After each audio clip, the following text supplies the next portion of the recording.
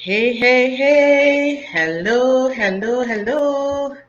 Well, it's day two of our 7-day Ladies in Waiting Challenge. Day two. And so I really want to welcome you again. My name is Giselle Aline Clement. I'm your Ladies in Waiting coach.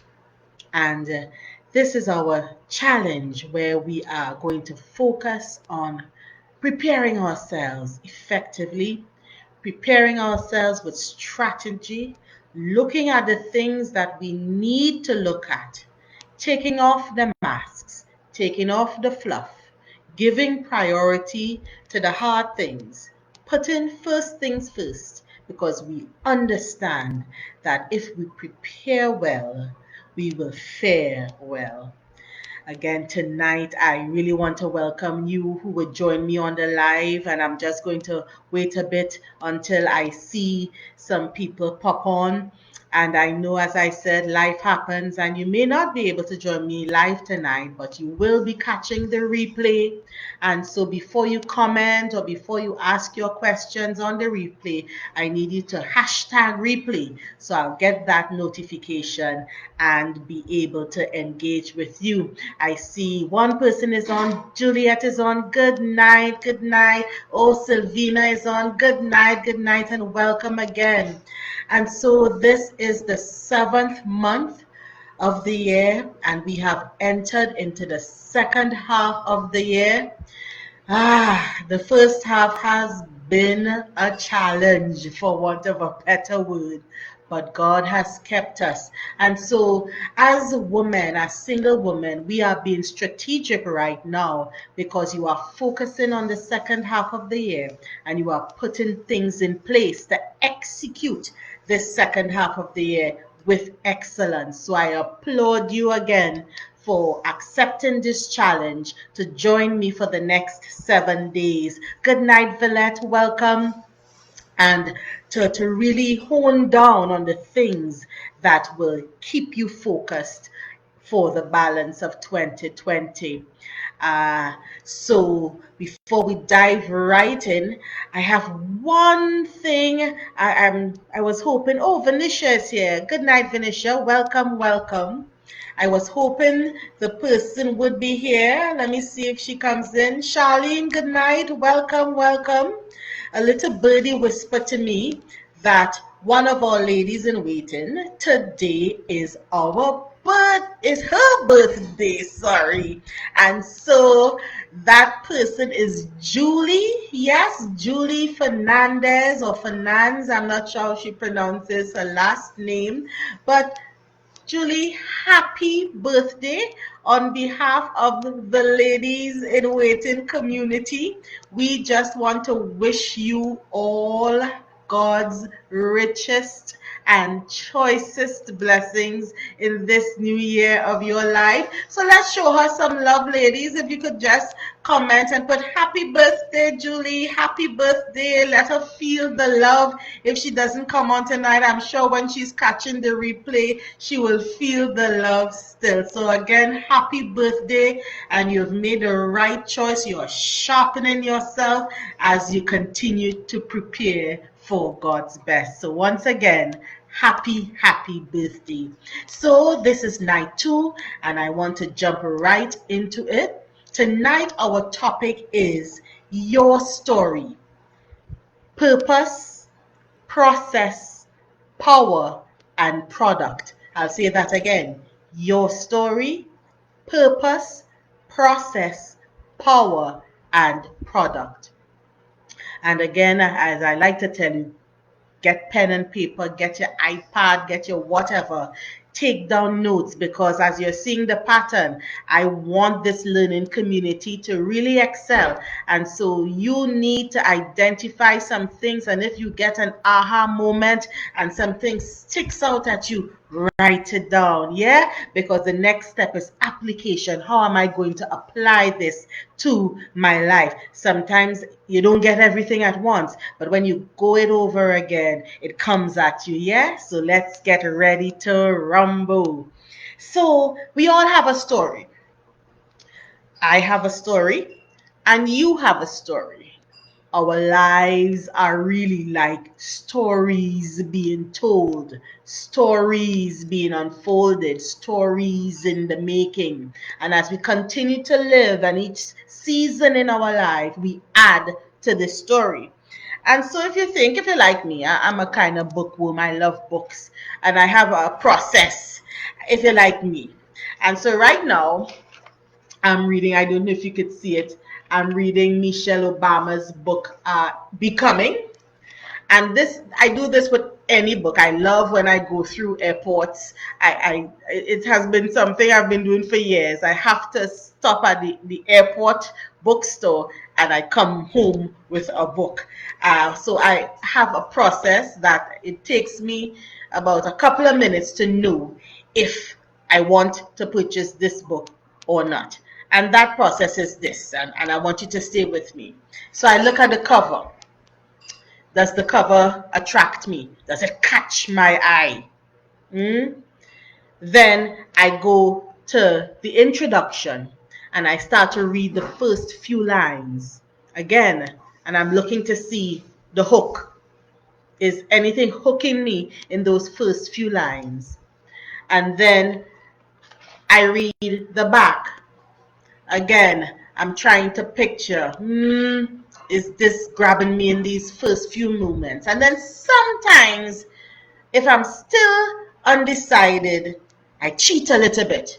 And then I go to the last chapter and I read a bit of the closing lines. And that process has worked with me for years. And I know some of you might have that similar process. And in those first few moments, I know if I want to purchase that book or not. Sometimes I even just stop at the first step, which is looking at the cover. And I want to suggest us that our lives, again, we are telling a story with our lives. And in this season, your single season, you are telling a story.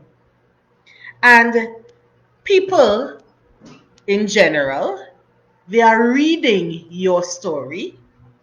And then when it comes to attracting that significant person, they are also reading the story of your life. And what I have noticed in my life and over the years, and what again God has opened up to me, is as if he took me through a school. And so these are from my notes, and I'm just giving you nuggets through this challenge in the next 7 days. And as he caused me to understand that my life is a story, he caused me also to understand that I'm doing something, and that something is I'm attempting to present my story in a particular way.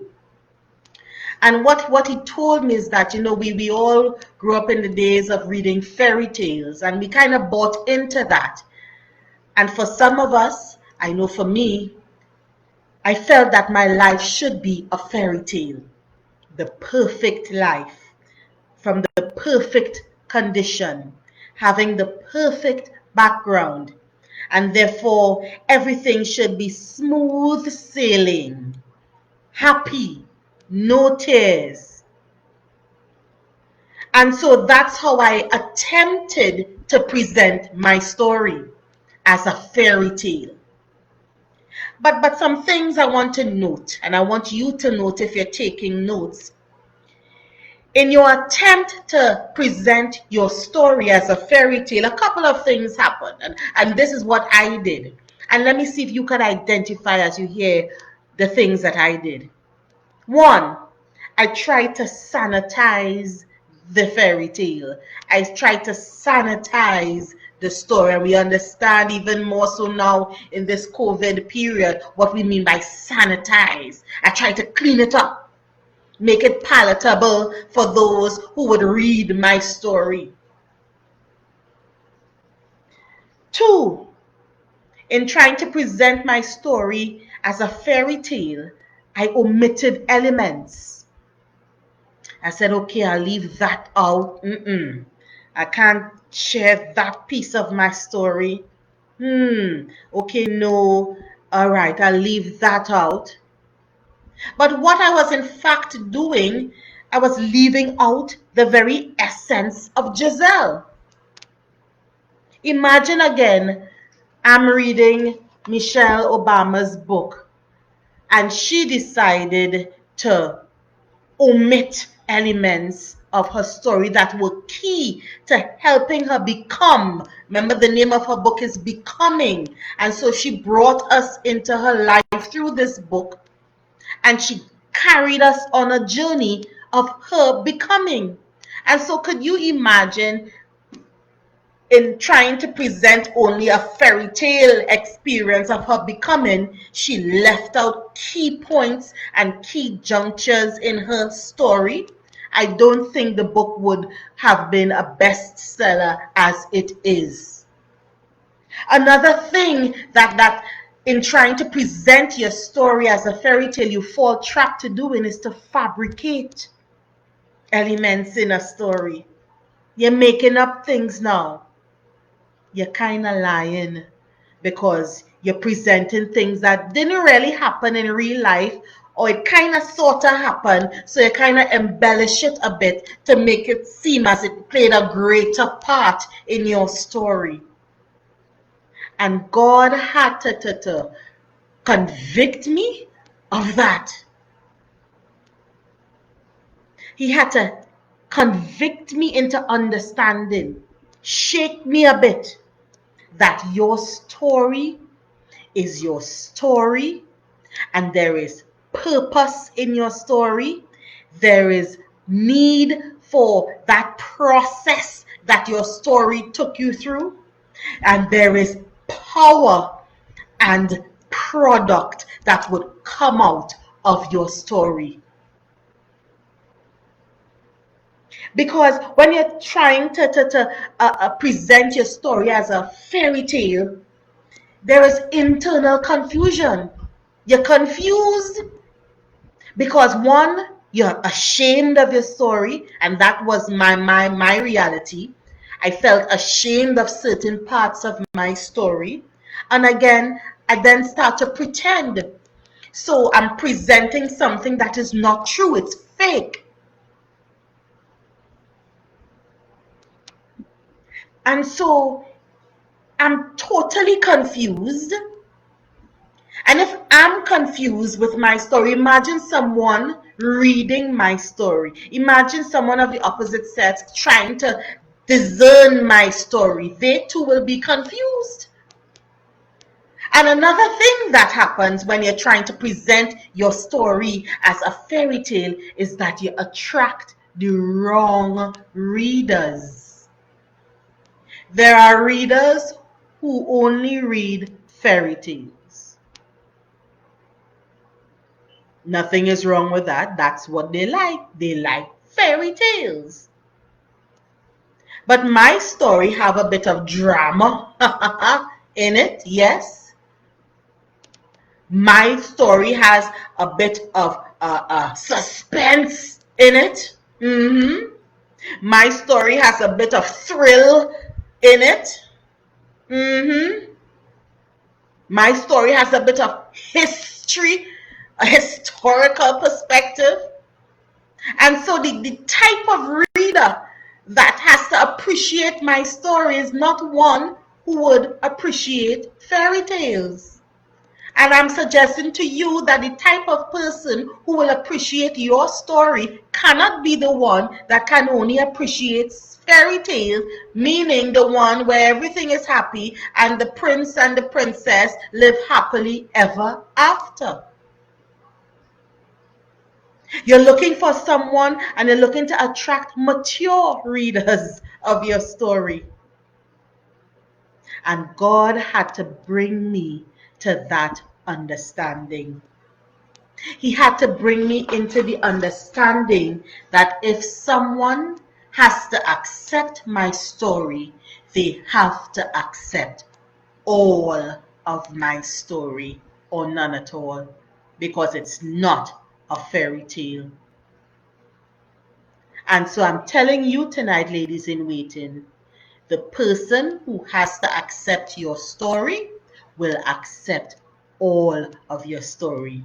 And they will understand that, yes, there are times in our stories that it's like a fairy tale and we have fairy tale periods, but that's not all to our story.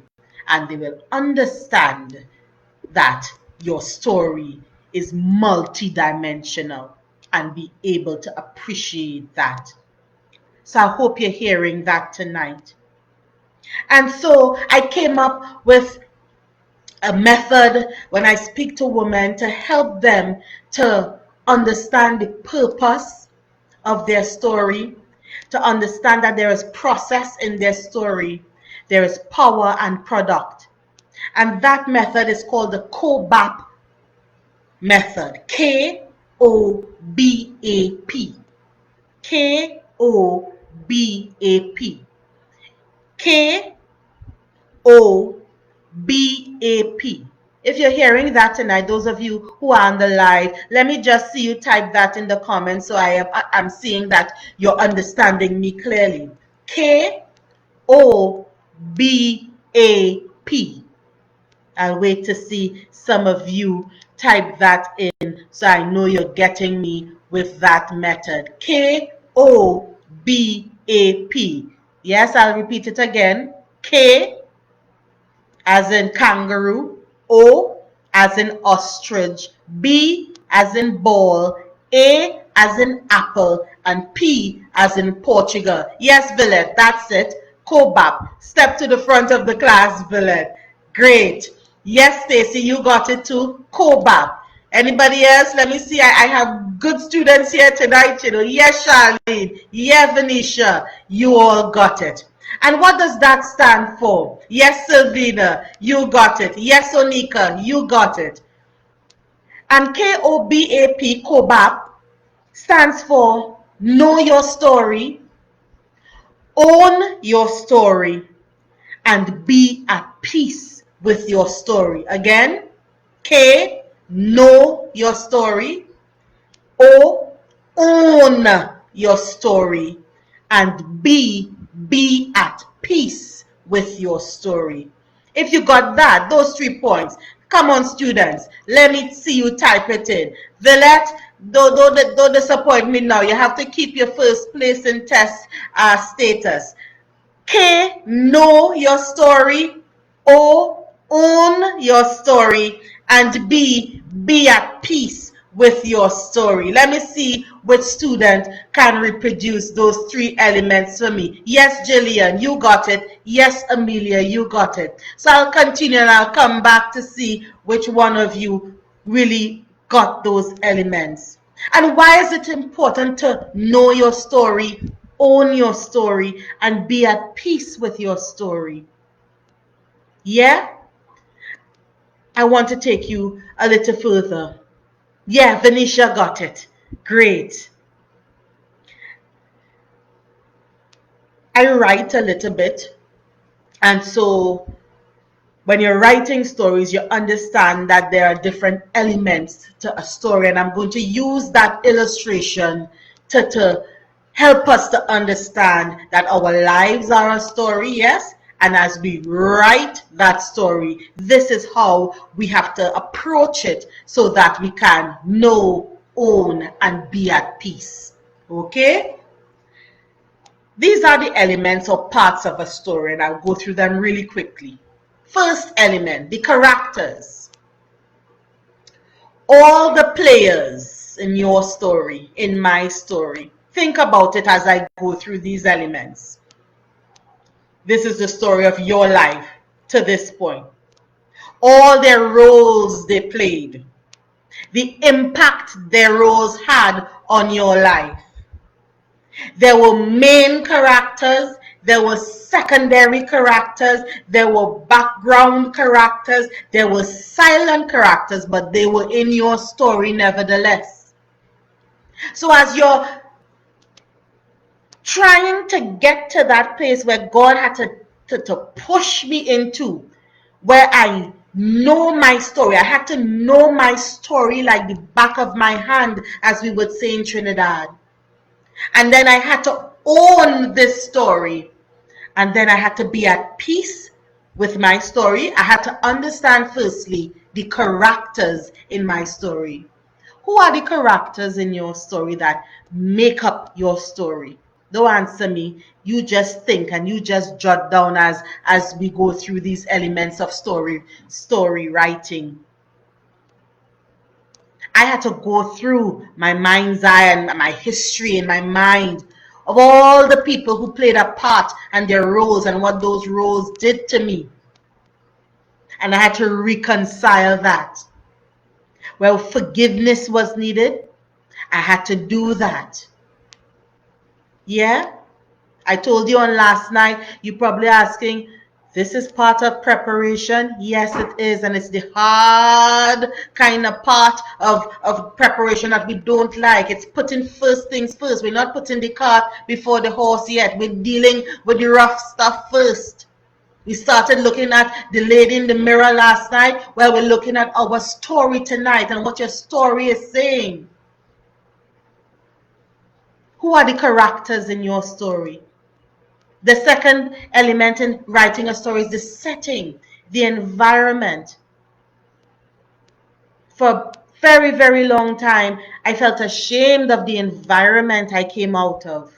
And I honestly felt that no one would want to marry me when they heard, when they understood, when they saw and realized the environment I came out of. And that, remember earlier I mentioned that we omitted parts of our stories? That was one part of the story that I omitted until God brought me square and said, that is a part of your story. Own that part. Yeah?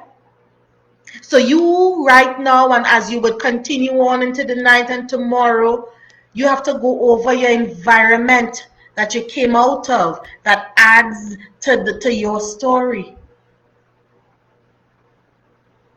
The third element in story writing is the plot. This is the expansion of the story itself. You ever heard the term the plot thickens? Well, yeah, the plot thickens in our stories. All the ups and downs, ins and outs, meanderings, going up the hill, down the hill, around and through. Yes, the breakdown, the building up, everything about the story. Are you still in denial that some of these things occurred? Are you still trying to sanitize the plot to make it more palatable? More palatable for who? Because again, the one who has to understand your story will understand that your story is not only a fairy tale. And so the fullness of the plot of a story, that's where the suspense, and you're there and you're reading, and if you're like me, I was, okay, one more page, yeah? And you're still reading, you're reading because the thing going good, and at the end you think, but wow, this person could write, because they have you enthralled with this story. Everything that made up the plot. The good, the bad, and the in between. So if we could do that for a physical book, think about our life. I'm using this natural example and likening it to our life. Think about our life. Wouldn't God, in all his wisdom, because he is saying that there's purpose to your story, and as you go through the process, which is the plot of your story, wouldn't he, in all his wisdom, have somebody who could read this plot and be like, wow, I wouldn't want to put down that book, hey? But it first starts with you. If you are still sanitizing, and if you are still ashamed, and if you are still fabricating, and if you are still having internal confusion about your story, you can't expect someone else to appreciate the plot of this story. So as you hear me and as you would go over this live, think about your plot, everything that made up your story up to this point. Know, own, and be at peace with the plot of your story. Two more elements in storytelling. There's the conflict element, and we can all identify that we have gone through conflict. Many things external to us caused conflict in our lives and in our stories. Many things internally, yes, caused conflict. Sometimes things were of our own doing. But conflict is a part of your story, yes, because the last point is the resolution of your story. How did things end? How did the story end? How did it wrap up? And you can get the sense that when we're talking about the story of our lives, it's not as finite as a book, as Becoming. When I finally finish this, unless she brings out a part 2, that's it. But the same principles apply, that in each season of our lives, there is resolution to that stage of the story. And so now that we are in our single season, we have multiple stages where we see resolution, and all that adds to the chapters in our story. Yes, Stacy is agreeing that she must accept her story as is, as is. And when you're thinking about these elements, and I'll go them over again, you're looking at the characters, you're looking at the plot, you're looking at the conflict elements, you're looking at the setting, the environment, and you're looking at the resolution to your story. You're looking for themes. Because sometimes when you're reading like a series, again, I'm using the example of a book. If you're reading series, there are multiple books in a series. Sometimes you get bored because you're like, but I read this already, because the same themes keep repeating. It's the same with our lives and our story, the story of our lives. If we don't know it, own it, and be at peace with it, we are prone to repeat the same mistakes. And those things are being written down. The same themes appear again and again and again in the story of our lives, yeah? And they have to be written down. We can't omit it. And so if you look over your chapters, you're saying, but in chapter 2 of my life, this was present. I'm now down to chapter 200. And I'm still seeing this issue. It's because you're not understanding. You're knowing. Are you really knowing? With knowledge comes understanding, and understanding how to do things differently. You're not owning it so that you are now in control. If you own something, you are in control of something. That thing is not in control of you. So you change the narrative of your story. And then you be at peace with it. So even if something that has been written about in the past comes again, you deal with it differently because you understand, okay, I have grown and now I'm not going to respond the same way. And your approach is different. Yeah? So this is our life as single ladies. We have to be able to know, own, and be at peace with our stories. And the person who God will send our way will be able to appreciate all of our story. As I close, and if you would just bear with me, it's 9:30 and I'll just be about 5 minutes over our time. When we present ourselves, our stories, how do we speak speak about our stories? What do you say about your story?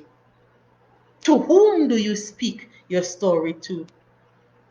Have you ever considered that when you're talking about your story, how you speak about it?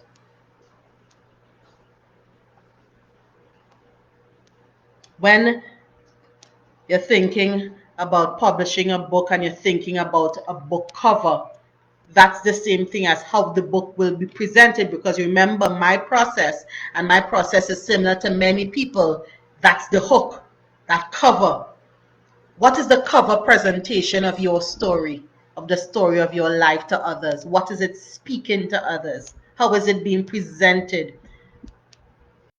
In your preparation time up to this point, have you taken time to consider your cover, your book cover? How are you presenting your story? How are you speaking about your story? We're going into chapter 1. And so God will use your story to bless many. Yes. But at the same time, until you come to that point of Kobap, and what is Kobap again? Know, own, and be at peace with your story. You will never be able to present that story well. You will never be able to present the purpose of your story. You will never be able to present the process of your story. You will never be able to present the power of your story. And you will never be able to see the product, the final product of your story. Because you're still in the stage of editing, trying to erase, trying to omit, trying to fabricate. And God tonight wants you to move away from that and really start to craft your story according last night and the exercise from last night, understanding how He sees you, and now knowing, owning, and being at peace with your story. You can now craft your story and present your story better. And the one who God would send your way, I want you to pay close attention to this point, will be qualified to read your story and will have the capacity to carry that story. Because when the two becomes one, your story becomes their story and their story becomes your story. So right now we spoke about you're in preparation, you're in the womb of God.